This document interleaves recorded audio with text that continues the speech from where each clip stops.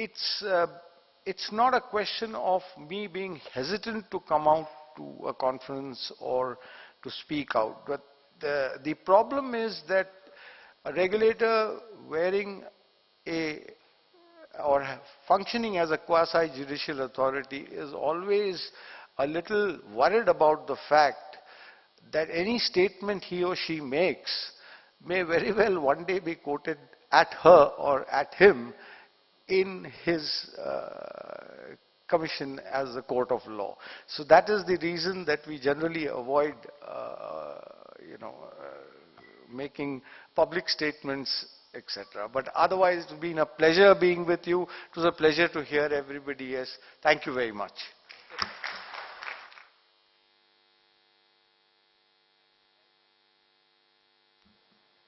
Thank you very much, Girish, for sharing your insight and a very important point you made about anticipation, and that's something that's a great takeaway.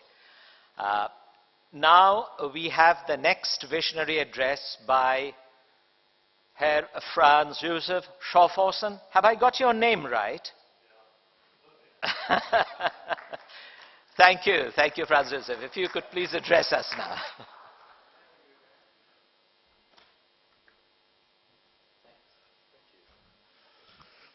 So, thank you very much, Mr. Chairman, for introducing me, and only to say it's a perfect pronunciation of my name, because it's not so easy. A lot of people have problems with that name. Well, first of all, I would like to thank you for inviting me. It's a real honor to be here with you and see so many people which are interested to exchange experiences and possibly to talk about solutions. And it's a real pleasure, on the other hand, to be first time here in Kolkata to get an impression about another part of India. I've been very often in Delhi and visited India, but not in that part of the country. So I hope I will get some new impressions about the situation here in India. Well, when I listened to the previous speakers, I'm getting more and more nervous, because I asked me, what should I add? Everything has been said before by all the speakers, so I decided to talk a bit about the challenges on the global level, and the possible solutions we have, the pressure under which all the countries around the world are, and what could India, what could Germany, what could UK do to be no longer part of the problem, but part of the solution. That's a question we have to discuss. How to come from the traditional structures to a future-oriented world. What can we do based on the existing infrastructure and on the existing technologies? That's the question. And let me start with my conclusions, with my results. Because my title is Energy Future, Possible Transformation. And I would like to give you my impression. Yes, energy transformation is possible, and that's in terms of technology, but energy transformation is also economically feasible. We heard about that. And last but not least, it's unavoidable from the environmental point of view. On the one hand, and what I was reminded of on that when I listened to the previous speaker talking about the regulation, because we were struggling with the same problems he mentioned: balancing supply and demand, intermittent resources of energy, and the question, whether we should use a feed-in tariff or we should use auctioning, tendering. And what are the differences? What will be the results? Well, I can report that we are using auctioning in Germany, and what did happen? Prices did dramatically go down. Wind in Germany costs at the moment less than 7 cents per kilowatt hour. Solar, the same, between 7 and 8 cents per kilowatt hour. When we started with the feed-in tariff in Germany, we paid 53 cents per kilowatt hour. So a huge development we had during the last years. And it has not been decades, it has been only years. So, firstly, I would like to say that it's not only a challenge, but it's also a lot of creating a lot of chances. And there we should talk about which chances are if we start with the energy transition. Let me first of all ask, what are the needs for the transformation? And we have heard about that Paris Agreement. We should reduce the greenhouse gas emissions all around the world. We are concerned about upcoming storms, about flooding, about heavy rain, about droughts, and so on and so on. So we have to change the energy consumption, because climate change means more than 80% energy, traditional energy use. But what is happening all around the world? Energy consumption is going up, not going down. IEA is saying that up to the year 2030, we will have more than 150% of the energy consumption all around the world we have at the moment. Well, those are limited resources. What's about our children and grandchildren? Don't we think about them? They would also like to use those resources. So it should be wise, in my opinion, to be to save energy, to be very kind with the energy use, to reduce the energy where it is possible. And it is possible. We have a lot of know-how, we have a lot of technologies to reduce the energy consumption. Next, the concentration of carbon in the atmosphere. Well, if we compare 2010 with 2016, then the concentration in the atmosphere increased by 5 percentage points compared to the pre-industrialized level. So only in 6 years, such an increase of the concentration. People all around the world are very concerned about that development, and that has been the driver for the agreement we got in Paris. The consumption trends are not sustainable. We know that since Rio de Janeiro, 1992. And you can find in the Agenda 2010, you can find the necessity to change the consumption and the production patterns. That's the core of the discussion. We have to change our mode, how we use energy, and we have to substitute the old traditional sources. We have to replace it by new modes of energy, which is renewables but also energy efficiency. And we heard a lot of that before. The question which is coming up every time is it only climate change? People were saying, well, climate change, okay, we had temperature rises during the development of the Earth every time. Is it climate change or not? But there are very, very important economic arguments to deal with the reduction of energy use, of traditional energy use. Let's take Germany. And there are some similarities in my mind between Germany and India. Germany traditionally is a coal country. I call it every time a black country.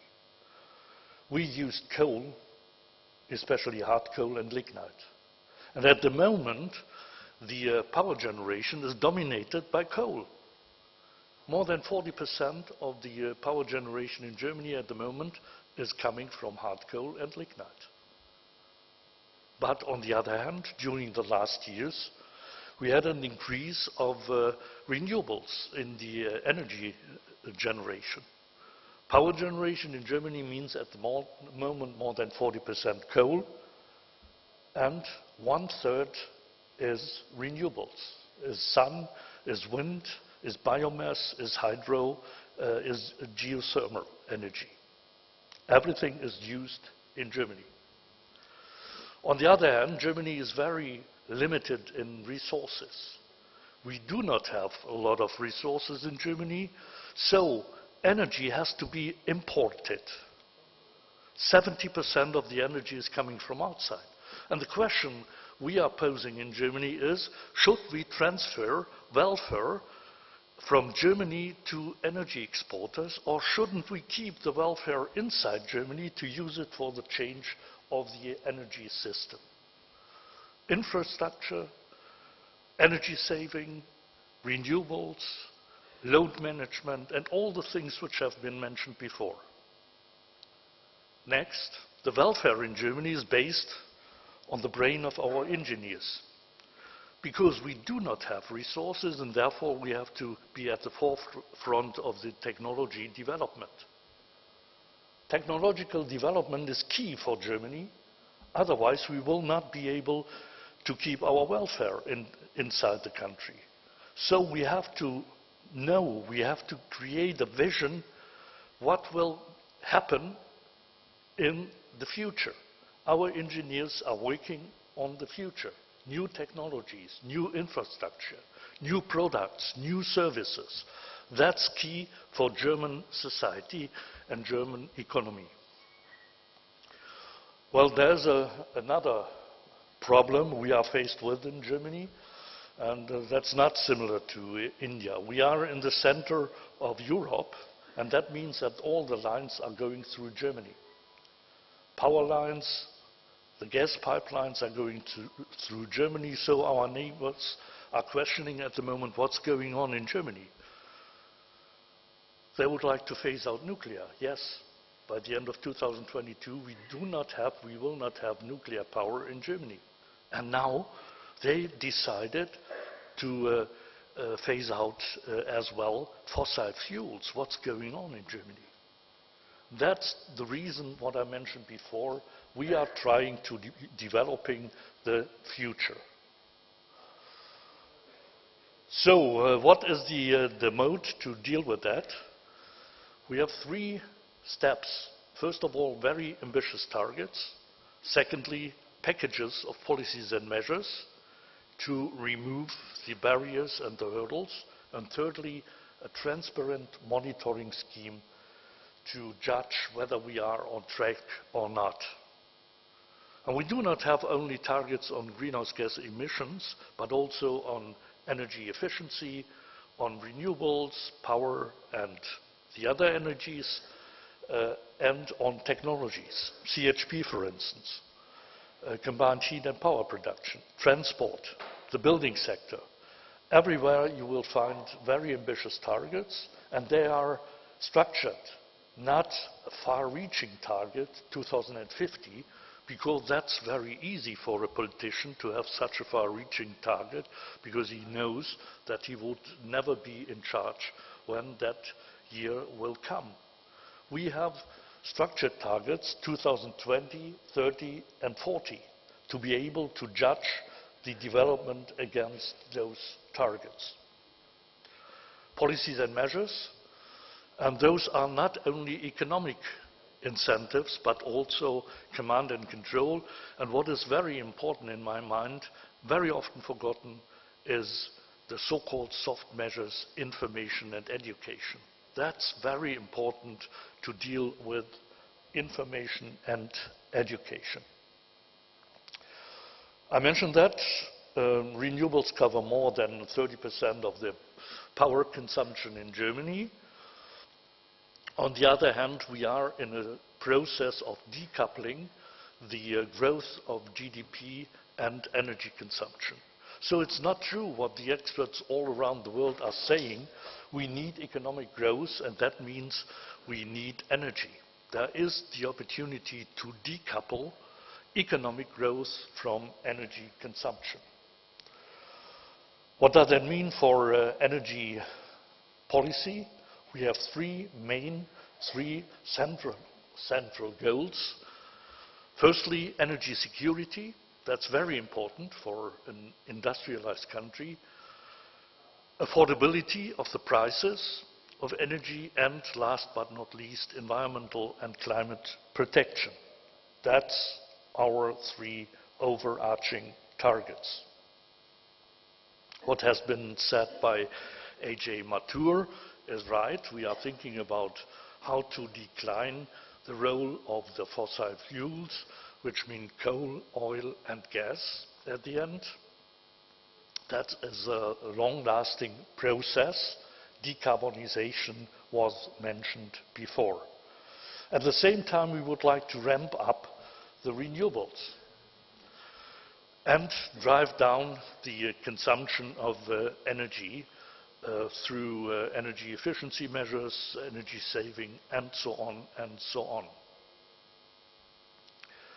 Well, what we learned when we implemented the so-called Energiewende in Germany, that renewables are able to create jobs and to create economic growth. More than 500,000 jobs in Germany are related to renewable energies. And every year we get more jobs. And we are offsetting expenses for fossil fuel imports. And that is summarizing, that's a sum at the moment per year, which is very close to 50 billion euros. So that money can be used inside the country to change the structures. Because one thing should be clear, there are three things which are needed. Firstly, it's time. We need time to change the system. Secondly, we need money. Investment is needed. And thirdly, we need acceptance by the public.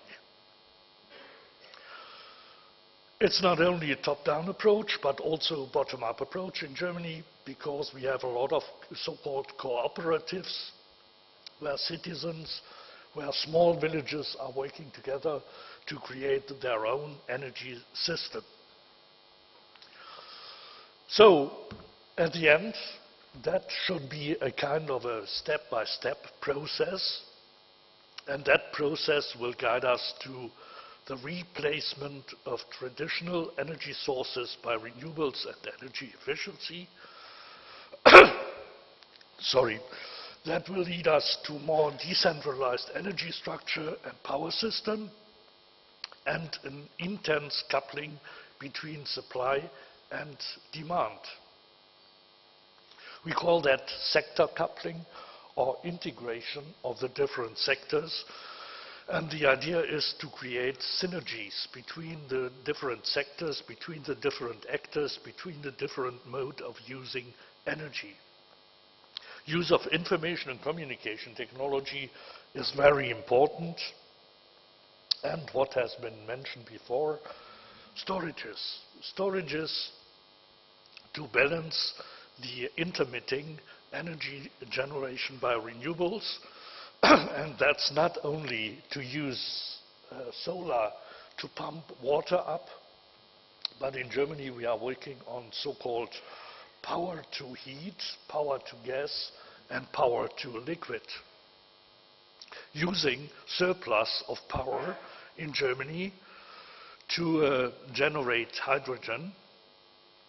And the next step is to generate CH4, methane, and to store it within our pipelines and within our gas storages for peak situations where we can use the gas to create power. On the other hand, it's not only a centralized system, but also more and more rooftop technologies using batteries. So the private household has an interest to use more and more power by itself. And what's the reason for that? Well, if you have such a comprehensive system in Germany, that means that the costs are between 15 and 17 cents per kilowatt hour. Rooftop installation combined with the battery. If you get power from the grid, you have to pay 30 cents per kilowatt hour. So it makes sense for a lot of private households to generate power by themselves.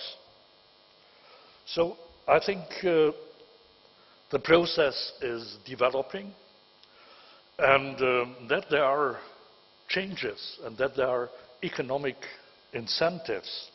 I learned this morning when I go through the Financial Express. And there I found an article on page 17, an article, and the headline is "Gale and three-time swap deals to sell parts of US LNG." And I would like to quote out of that article. The company said it had contracted LNG from US to meet the demand of growing Indian economy, with power sector being considered as a major buyer. But electricity produced using imported LNG is not finding buyers. There are cheaper alternatives, including renewables.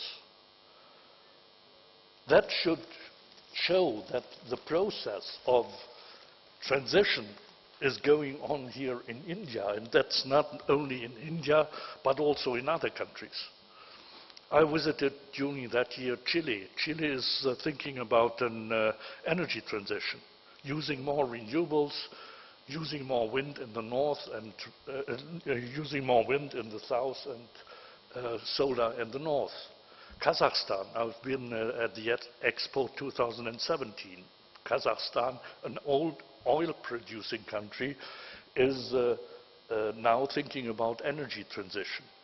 There are other countries like Japan, heavily dependent on nuclear power in the future, in the past, would like to change the energy system for the future.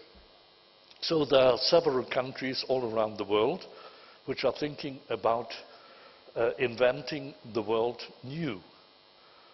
And my mind is that we will not have problems by implementing that new systems, but also a lot of economic and technological chances.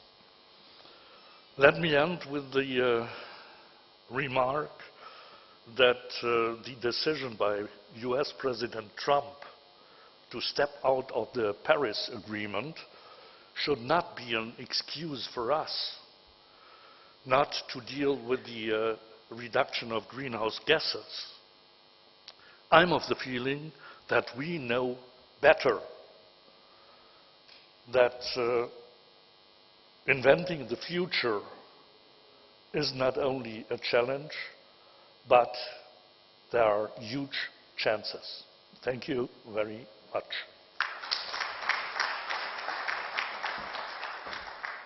Thank you very much, sir, for sharing the German story and giving us the world perspective on energy transition.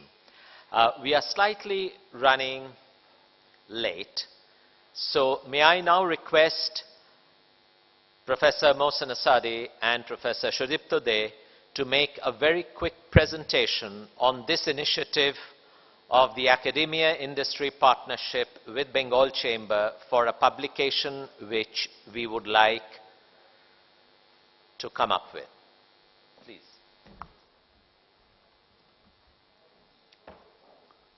What is my presentation?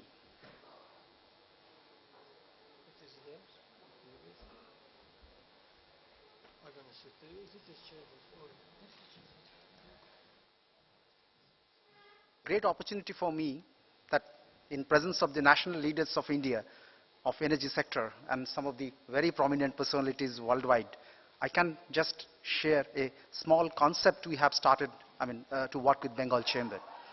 So it's all started with, we had a Indo-Norwegian cooperation program where we had one project sponsored, roadmap for decarbonization of Indian energy systems, exploring innovative solutions. The name may be very big one than actually what we have done. But what we thought actually, if we have to address the so-called energy sector, which is, in transition and obviously transforming, as we have just observed from the previous speaker's speech, we have to have an interdisciplinary approach, and it must be supported by real-life issues of industry-academia collaboration. So, though there was no mandate under this program that we should have the industry collaboration from the very beginning, from Norwegian side and Indian side, we thought we must take this opportunity to some industry collaborations. And I'm really grateful to Bengal Chamber that they have given enough support and full strong support in that respect. Because whatever we are doing, unless we get some support from the industry, we could not have that to that extent. So, what has come up, it's maybe a beginning, because I depend on the senior members of the Bengal Chamber to carry forward it. But what is started, let's present it, and obviously I depend on the feedback from all people, because it's the biggest possible gathering in Kolkata with respect to energy sector, I believe, Conclave. So, your feedback is very, very important for me also, for us rather both. So what the presentation outline is something like this: what it is, how we will do that, and then when, and then who, and then finally the summary and carry forward. I put it in this way. So let's see what. This is, we have started an international edited volume on sustainable energy with only invited chapters. So the concept was, this sustainable energy, what it is, that's also is still confusing to many of the people. And in fact, what should be the proper definition? The sustainability is defined, but no sustainable energy definition is there formally. But obviously we have to explore that and find out. But unless we have the awareness and sharing between the industry concept and the academia, we don't get that proper definition and further carry forward. So from that concept we have started, yeah, please. The chapters are contributed by leading academicians. We have the contribution from both industry and academia. So R&D organizations have also contributed. It has been contributed from both India and abroad. And we initially thought of that the name of that particular volume will be Sustainable Energy, Global and Indian Context. But the name actually came from